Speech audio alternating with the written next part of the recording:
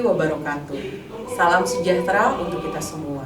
Om Swastiastu, Namo Buddhaya, dan salam kebajikan. Dan tentu saja salam tangguh, salam kemanusiaan. Halo sahabat tangguh di seluruh penjuru tanah air. Selamat datang dalam tayangan edukatif yang membahas strategi penyampaian materi Latsar CPNS di lingkungan Badan Nasional Penanggulangan Bencana. Dalam pelatihan ini, kita akan mengusung pendekatan blended learning, yaitu perpaduan antara pembelajaran daring dan tatap muka yang dirancang secara efektif untuk menjawab tantangan zaman, serta membentuk ASN yang profesional, adaptif, dan berintegritas. Agenda satu ini merupakan fondasi yang penting karena disinilah peserta akan membentuk mindset dan spirit sebagai pelayan publik. Melalui metode blended learning, peserta tidak hanya diberikan materi konseptual, tetapi juga didorong untuk menerapkan nilai-nilai dasar ASN dalam kehidupan sehari-hari yang nyata, termasuk dalam konteks penanggulangan bencana. Mari kita simak bersama strategi, alur, serta pendekatan yang digunakan agar pelatihan ini benar-benar memberikan dampak yang nyata, tidak hanya untuk peserta, tetapi juga untuk masyarakat yang nantinya akan mereka layani.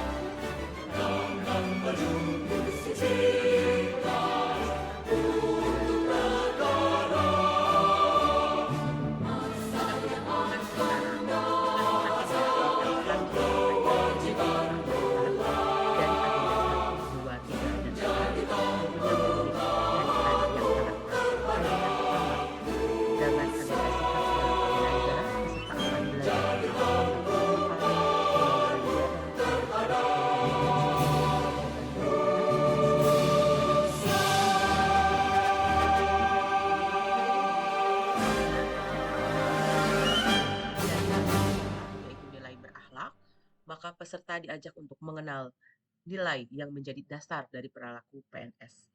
Kemudian di agenda ketiga yang berisi tentang kedudukan dan peran PNS dalam mendukung terwujudnya smart governance, di sini peserta dapat mengenal profesi PNS dan tantangannya dengan mewujudkan smart governance, berpikir kritis dan berpikir kreatif.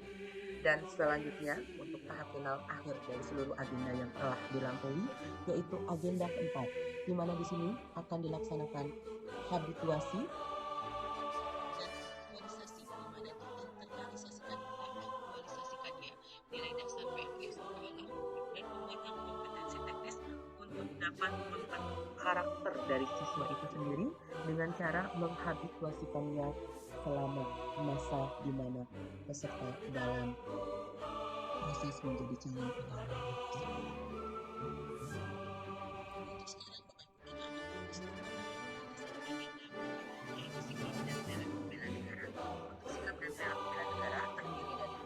Bagian atau 4 modul. Yang pertama tentang wawasan kebangsaan yang memberikan pemahaman tentang bagaimana pengetahuan tentang perjuangan, tentang kemerdekaan yang didapatkan oleh negara Indonesia dan berbagai macam wujud kecintaan para pejuang, para leluhur kita untuk dapat mempertahankan kemerdekaan Indonesia. Dan selanjutnya ada materi analisis isu kontemporer sebagai bagaimana bisa disikapi dengan dapat mengidentifikasi permasalahan-permasalahan yang ada di sekeliling peserta untuk dapat dicarikan solusinya. Kemudian di agenda ketiga yaitu kesiapsiagaan bela negara. Ini merupakan rencana aksi bagaimana peserta dapat mempraktekkan wujud kecintaan tanah airnya di dalam kehidupannya sehari-hari. Dan yang terakhir tentunya dengan profesinya sebagai calon pegawai negeri yang akan menjadi seorang pegawai negeri sipil, kemungkinan akan menemukan berbagai macam konflik kepentingan, dan di sini diajak untuk mengelola agar tidak sampai terjadi konflik kepentingan.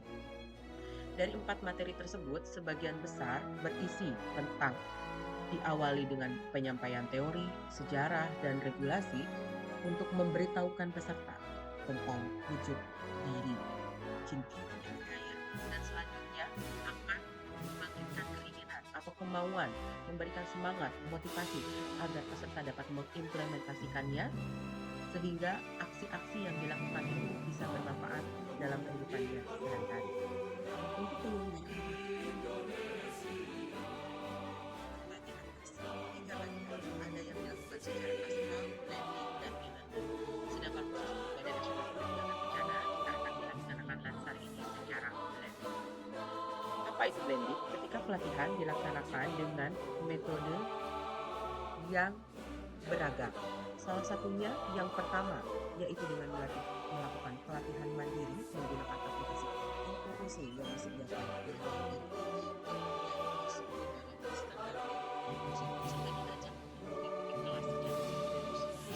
dan asinkronus, dan terakhir yaitu akan merasakan bagaimana mengikuti pembelajaran secara praktikal. Dengan seluruh jumlah dari jam pelajaran blended learning sejumlah 647 jam pelajaran dan 74 hari kerja.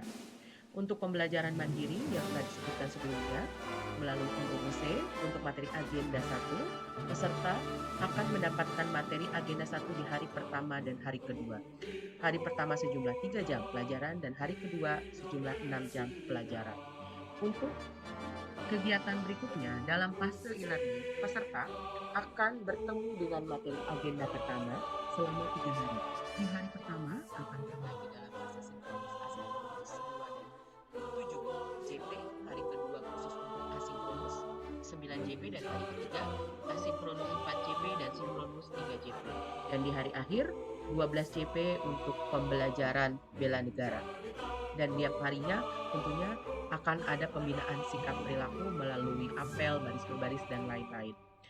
Untuk strategi pembelajaran agenda pertama, di hari pertama, yaitu pada fase sinkronus 2 jam pelajaran, untuk jam yang sangat singkat ini, peserta di hari pertama akan diberikan penguatan tentang materi-materi yang sudah peserta dapatkan di MOOC, kemudian dibukakan forum untuk diskusi, kemudian diberikan metode-metode penyampaian atau overview materi dengan cara-cara yang menarik, salah satunya dengan memutarkan video perjuangan kemerdekaan, dengan setelahnya peserta diminta untuk memberikan pendapat terkait dengan video yang diberikan, dan selanjutnya akan ada penajaman terkait konsep wawasan kebangsaan, kemudian isu-isu kontemporer, dan akan dibahas secara singkat tentang rangka kesiapsiagaan bela negara.